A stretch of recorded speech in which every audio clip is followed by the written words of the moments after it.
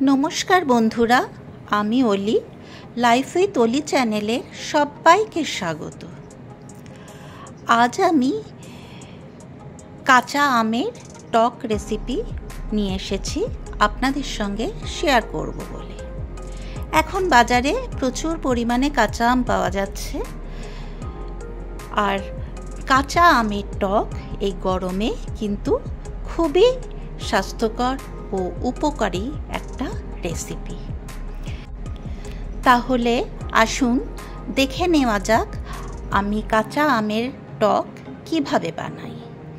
এই যে দেখুন এখানে কাঁচা আম আমি লম্বা করে কেটে রেখেছি আর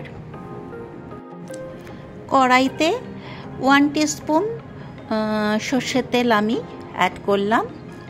এরপর আমি হাফ শুকনো লঙ্কা আর 1 চামচ কালো সর্ষে ফোড়নে দিয়ে ফোড়নটাকে হালকা নাড়াচাড়া করে নিলাম। ফোড়নটা আমার হয়ে গেছে। এরপর আমি কেটে রাখা আমের টুকরো ওতে অ্যাড করলাম। এরপর আমি ওতে সামান্য পরিমাণে নুন আর সামান্য পরিমাণ হলুদ অ্যাড করলাম। এরপর নুন আর হলুদ দিয়ে টুকরো করা আমটা খুব ভালো করে মিশিয়ে ওটাকে নাড়াচাড়া করে 1 কাপ মতন জল অ্যাড করলাম। আবারও ওটাকে নাড়াচাড়া করলাম।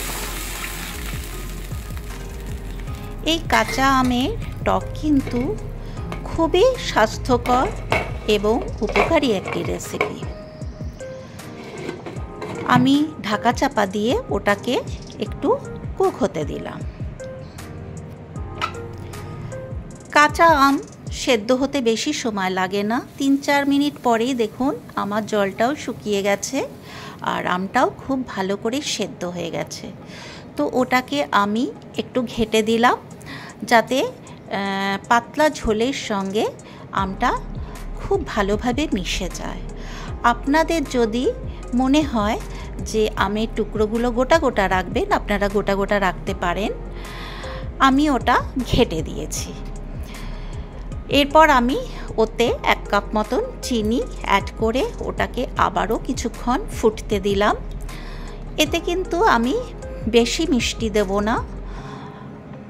আমের পাতলা টক একটু টক হবে, টক মিষ্টি হবে। এরপর আমি ওতে সামান্য একটু আটা ছড়িয়ে দিলাম, তাতে টকটা পাতলাও হবে অথচ একটু ঘন।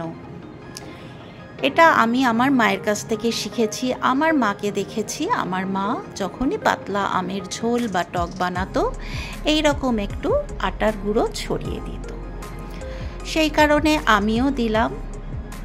তো আমার পাতলা আমের টক অলমোস্ট রেডি হয়ে গেছে। এটা আমি একটা গরম কাচের পাত্রে ঢেলে রেখে দিলাম, এটাকে ঠান্ডা হতে দিলাম।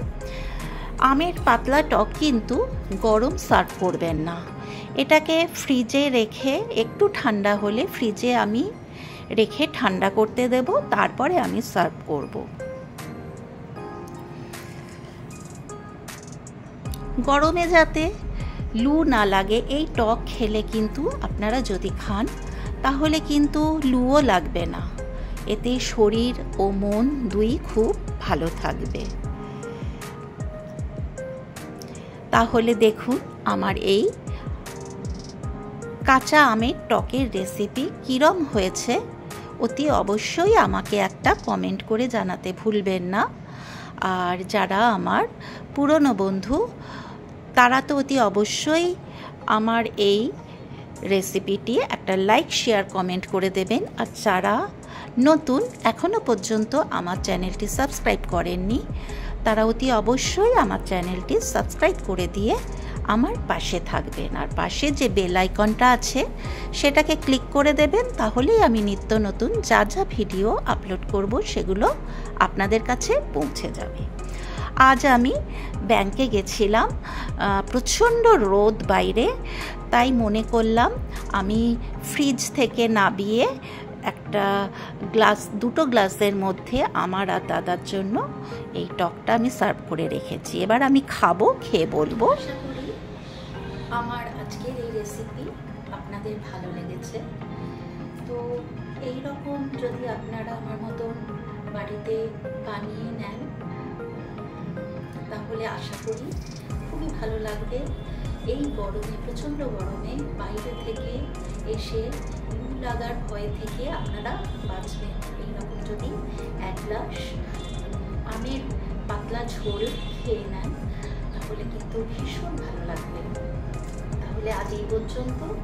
এরপর আমি আসছি অন্য কোনো দিন অন্য কোনো নতুন রেসিপি নিয়ে। আপনারা সবাই সুস্থ ও ভালো থাকবেন। এই যে দেখুন,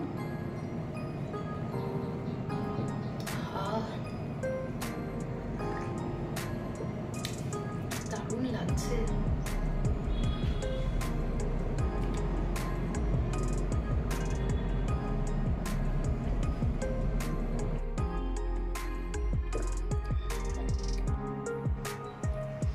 তাহলে আজ এই পর্যন্ত। এরপর আমি আসবো অন্য কোনো দিন অন্য কোনো নতুন রেসিপি নিয়ে। আপনারা সবাই সুস্থ ও ভালো থাকবেন। টাটা।